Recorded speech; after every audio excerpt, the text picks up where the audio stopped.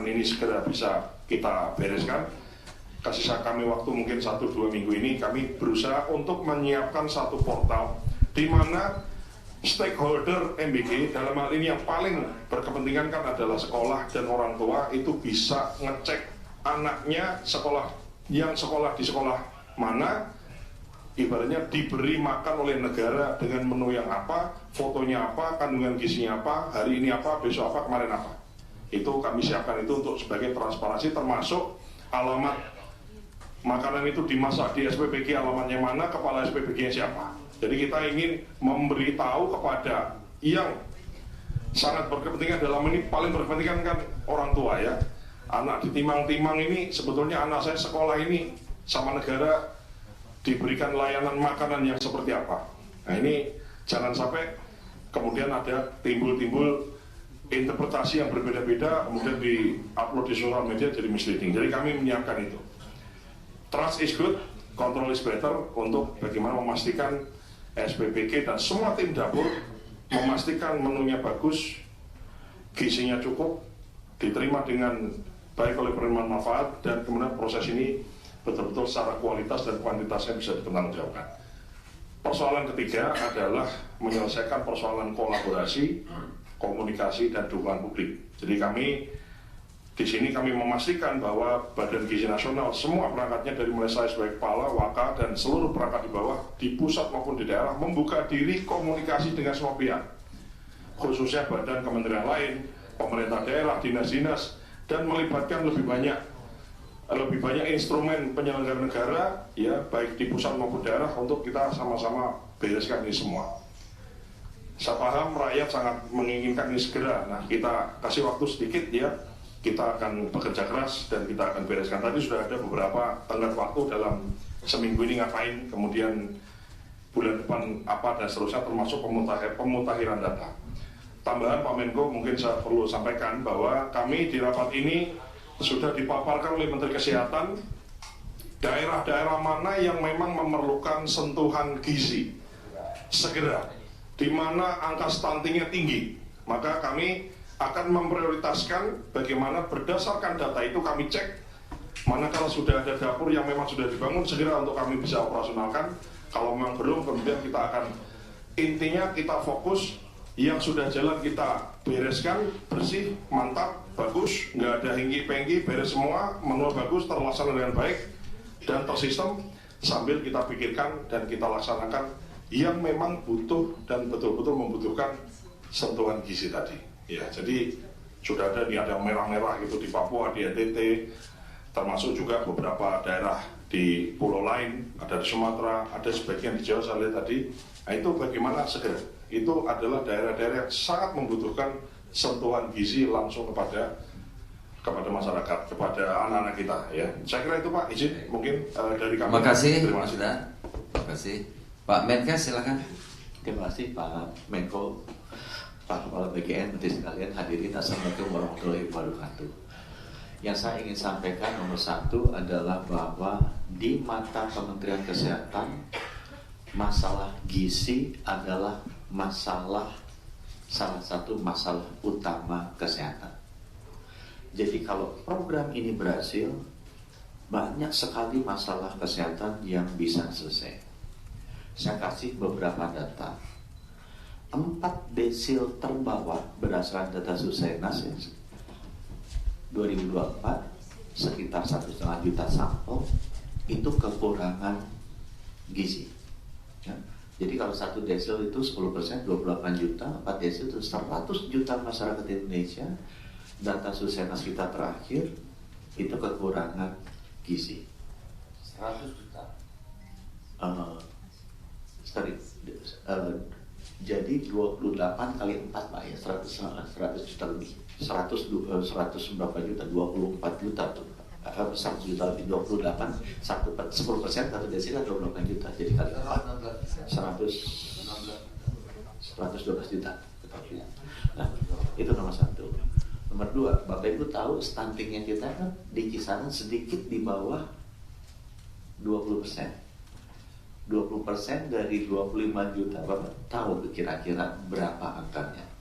itu juga kekurangan gizi, dan gizi ini berpengaruh untuk masa depannya dia. Yang ketiga, hasil cek kesehatan gratis kita udah keluar. Sampai dengan SMA itu sebagian besar anak-anak gizi kurang. Ada catatan sedikit, yang gizinya lebih juga ada. Terutama kalau SMA ke atas dan dewasa di perkotaan gizinya lebih, itu juga tidak baik. Ya, tapi sebagian besar masih gizinya kurang. Oleh karena itu saya tekankan, program ini sangat bagus di mata Kementerian Kesehatan. Program Bapak Presiden ini sangat bagus. Kita mengakui bersama Kepala BGN bahwa ada kekurangan implementasinya. Ya. Nah itu yang saya terima kasih sekali Kepala BGN sudah mau melibatkan kita. Ada 3 hal yang saya ingin sampaikan di sini. Nomor 1, sebelum 5 Agustus, Kementerian Kesehatan dan BGN akan duduk bersama dengan ahli-ahli gizi terkemuka Indonesia. Sudah ada daftar di Kementerian Kesehatan. Kita akan duduk menentukan 2 hal. Nomor 1, targetnya ini kita mau refine. Sekolah mana yang mau dikasih, usia mana, SD-nya di mana, lokasinya di mana, fokusnya ke daerah stunting, dan lain sebagainya. Ibu hamil yang bagaimana, balita gimana. Itu kita harapkan tanggal 5 Agustus sudah selesai, semua ahli gizi memberikan masukan ke Kementerian Kesehatan dan BGN. Untuk 1 tentukan target, yang 1B-nya menentukan standarnya. Jadi standar ini rame, mau kasih kacang, mau kasih susu, mau kasih apa, itu nanti masuk. Saya sangat yakin dengan stylenya Kepala BGN yang baru ini, dia akan cepat gercep itu beresin itu dengan tegas. Ya, sehingga berikan kesempatan kita untuk membagi program yang sangat, menurut saya sangat penting buat kesehatan ini. Yang nomor 2 yang akan kita lakukan, karena beliau yang mau cepat, khusus untuk stunting, beliau tuh sudah punya beberapa SPPG. Pak, ini mau dibuka apa enggak, berapa belas ribu, 13 ribuan. Nah kita udah lihat, Pak, ini ada petanya nih, yang stunting itu saya baru WA, termasuk sampai lokasi-lokasinya udah ada tuh, kabupaten kotanya. Itu nanti akan segera diputuskan oleh Bapak Kepala BGN sebelum tanggal 5. Segera SPPG yang udah siap itu dibuka langsung di daerah-daerah yang memang stuntingnya tinggi. Itu kesepakatan kita yang kedua. Kesepakatan kita yang ketiga, balik lagi di kesehatan, kita membutuhkan outcome, hasil. Gizinya kan mesti membaik, mesti sehat. Nah kita sudah setuju dari Kepala BGN, kita akan melakukan analisa atau melakukan riset outcome-nya. Sekarang kita udah mulai kecil-kecilan, cuma masih belum bersama. Nanti kita akan bersama lakukan. Semua anak yang stunting, kita ada by NIK, by name, by address, sudah ada. Kita tag, dia dapat MBG apa enggak. Kita akan bisa ikuti setiap bulan, karena bersangkutan ditimbang di posyandu. Benar-benar naik kan? Kalau nggak naik kita tahu, oh ini tadi dikasihnya karbohidrat semua. Pada anak-anak itu kan butuhnya protein hewani. Nah itu bisa perbaiki. Kita akan lakukan nanti untuk seluruh sekolah. Saya udah ngomong sama Pak Mendikbud. Semua sekolah ada UKS, sekarang CKG setahun sekali ditimbang. Saya lagi lobby ke beliau, boleh nggak setahun 2 kali? Jadi bisa ada waktu cukup untuk kita feedback balik ke BGN. Pak, yang sekolah ini bakal kirim baik, tapi kok yang ininya, yang kondisinya nggak membaik. Sehingga kita bisa melakukan perbaikan policy atau integrasi program berbasis data. Jadi 3 itu ya. Yang pertama, dan semuanya sebelum tanggal 5. Sebelum tanggal 5 kita harus duduk dengan semua ahli gizi untuk memberikan masukan mengenai lokasi, perbaikan pemilihan lokasi, targeting, dan juga standar makanannya. Nomor 2, sebelum tanggal 5 kita akan memutuskan Pak Kepala BGN segera membuka SPPG di daerah-daerah yang stuntingnya tinggi.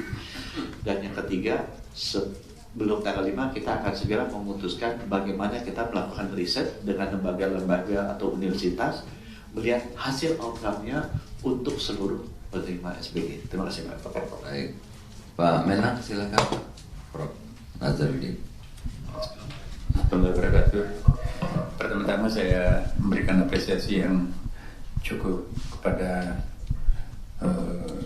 pengelola MBG yang baru ya, walaupun berhitung hanya beberapa hari, tetapi kami merasakan adanya perubahan data yang sangat relevan dengan data yang kami miliki dibandingkan dengan sebelumnya.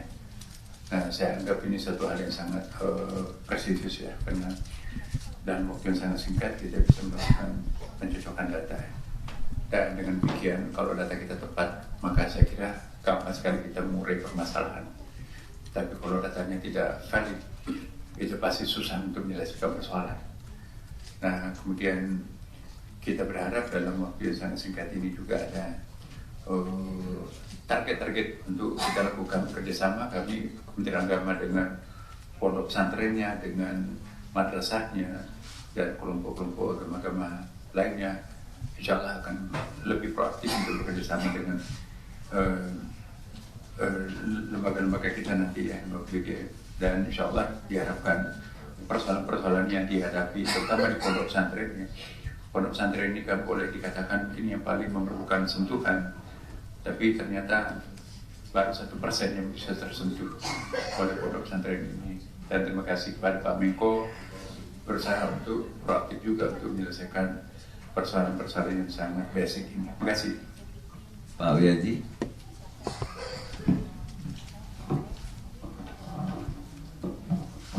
Baik dikit aja, izin Pak Menko. Teman-teman, tentu kita terima kasih hari ini ada tenaga yang luar biasa, Pak Kepala Bagian baru ini orang lapangan. Jadi insya Allah nanti solusinya insya Allah cepat, dan berdasarkan rapat-rapat tadi juga cepat.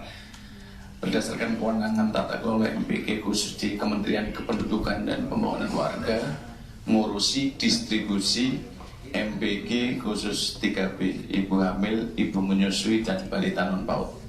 Per hari ini Bapak sekalian sudah ada 128.000 dari tim pendamping keluarga yang mendistribusikan MBG 3B. Tentu kesimpulan tadi adalah satu, prioritas stunting, kan ini menjadi kewenangan kita bersama. Yang kedua, sebelum tanggal 5 nanti sudah pendataannya kita sinkron dari anak-anak sekolah, Dikdasmen, dari pondok pesantren, Kemenak, dari Pak Kiai, dan dari ibu hamil, menyusui, dan balita dari kementerian kita. Insya Allah sebelum tanggal 5 pendataannya nanti bisa real, kemudian kita rapikan, dan insya Allah lebih baik ke depan. Saya kira itu tambahan saja. Saya kembalikan ke Pak Menko. Terima kasih. Pak Wamen Dignas.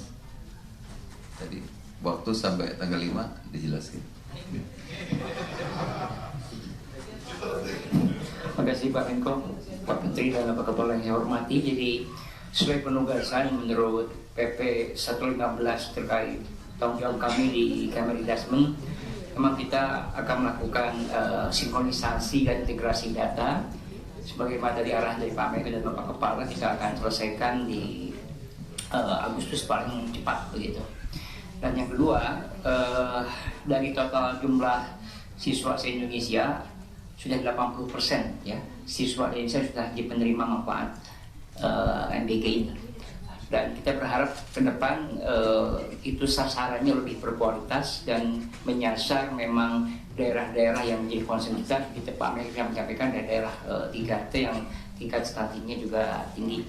Dan bagi daerah-daerah yang belum menerima manfaat MBG ini, Pak Bapak Kepala, kami terus melakukan sosialisasi dan edukasi gizi buat sekolah, karena kita ingin pemanfaatan MBG ini juga diiringi dengan budaya hidup yang sehat dan bersih. Jadi intinya kami memberikan dukungan penuh terhadap pelaksanaan MBG ini. Terima kasih. Baik, tadi teman-teman sudah dengar semua yang kita rapatkan hari ini. Ada beberapa keputusan penting. Yang pertama, ada titik baru ya, jumlahnya 13.000 lebih ya, yang banyak protes itu ada 13.000 lebih karena sudah ada yang dibangun, ada yang sudah jadi, ada yang baru 80%. Itu nasibnya bagaimana? Kita bagi dua. Yang daerah tertinggal yang tadi digambarkan oleh Mas Dar dan Menkes itu stuntingnya tinggi, kalau dapat kartu merah itu prioritas. Misalnya ya Papua Pegunungan, itu NTT, ya Papua lah, dan NTT ya. Nah ini kita akan selesaikan sebulan ini. Sebulan ini kita selesaikan gitu. Dari 13.000 itu sebagian artinya. Nah sebagian besar itu kita perlu waktu 2 bulan. Itu ada di Sumatera, ada di Jawa ya. 3T juga namanya. Ya 13.000 tadi sebagian kecil itu yang sangat penting seperti di Papua Pegunungan, NTT dan lain-lain itu kita salah 1 bulan. Sisanya kami akan pelajari perlu waktu 2 bulan. Jadi para teman-teman yang bergerak di bidang ini kalau sudah membaca pengumuman ini nanti harap memahami. Jadi nggak usah datang lagi apa demo lagi ya. Yang jauh itu yang pegunung yang standing tinggi 1 bulan selesaikan. Yang sisanya 2 bulan akan kita selesaikan, bentuknya apa nanti kita akan jelaskan berikutnya. Nomor 1. Nomor 2 ya, kita pendataan. Jadi 1 bulan juga kita selesaikan. 63 juta penerima manfaat itu berapa yang betul? Ya. Ada 27.000 SPPG berapa yang betul? Itu sebelum sebulannya kita selesaikan. Dan penerima refocusing penerima manfaat. Karena perintah Bapak Presiden semua dikasih, kecuali tidak mau. Karena kalau kita nggak kasih, nanti dibilang pemerintah pilih kasih tidak adil. Semua dikasih, tapi kecuali yang tidak mau. Misalnya SMA yang bagus, yang sudah sarapannya bagus, ya nggak apa-apa. Itu kan kurang banyak juga. Tapi bukan berarti pemerintah tidak mengasih, tidak. Tapi memang itu bagian dari anak-anak kita yang sudah merasa cukup dan sudah punya kemampuan. Ya. Nah, ada juga beberapa aturan yang dianggap tidak bagus, tidak layak, akan direvisi. Itu juga sebelum 1 bulan akan diselesaikan oleh kepala bagian yang baru ya. Saudara-saudara, sebetulnya kalau aturan-aturan sudah lengkap, kita punya Perpres 115 tata kelola program MBG ini dengan baik, dan juga ada Perpres nomor 28 tahun 2025 tentang koordinasi penyelenggaraan program. Jadi MBG ini sebetulnya sudah ada 17 kementerian lembaga dan pemerintah daerah untuk ikut serta membantu. Ya, maka tadi semua senang dengan kepala MBG yang baru, terbuka, hatinya lapang, komunikasinya lancar. Mungkin itu aja sebetulnya dulu yang menjadi mampet ya. Dengan ini saya kira kami meyakini mudah-mudahan seminggu, 2 minggu, 1 bulan ini ya separuh masalah-masalah di MBG bisa kita selesaikan. 1 bulan berikutnya semua persoalan yang menjadi sorotan publik insya Allah bisa kita selesaikan. Saya kira demikian. Ada yang tanya? Jangan banyak-banyak, 1 boleh. Iya, dari mana? Pak Tio dari Kompas, Pak. Iya, Kompas. Untuk Mas Sudah mungkin kemarin sempat rencanakan adanya memberdayakan kantin sekolah gitu. Apakah tetap modelnya SPPG pendirian dapur-dapur atau juga ingin mendirikan memberdayakan kantin-kantin sekolah? Mungkin juga bisa dijawab oleh Pak Wamendikdasmen. Bagaimana kesiapan kantin-kantin sekolah? Jadi saya jawab aja ya, Mas ya. Pertama, kita menyelesaikan yang tadi tuh 27.000 ya. 27.000 itu berapa? Mana sudah jalan bagus, mana yang belum? Ada 8.000 yang belum punya SLHS gitu ya. Nah, kemudian tadi yang tertinggal sudah ada titik-titik yang perlu segera nanti akan dirumuskan bagaimana penyelesaiannya akan diselesaikan karena sudah dibangun juga.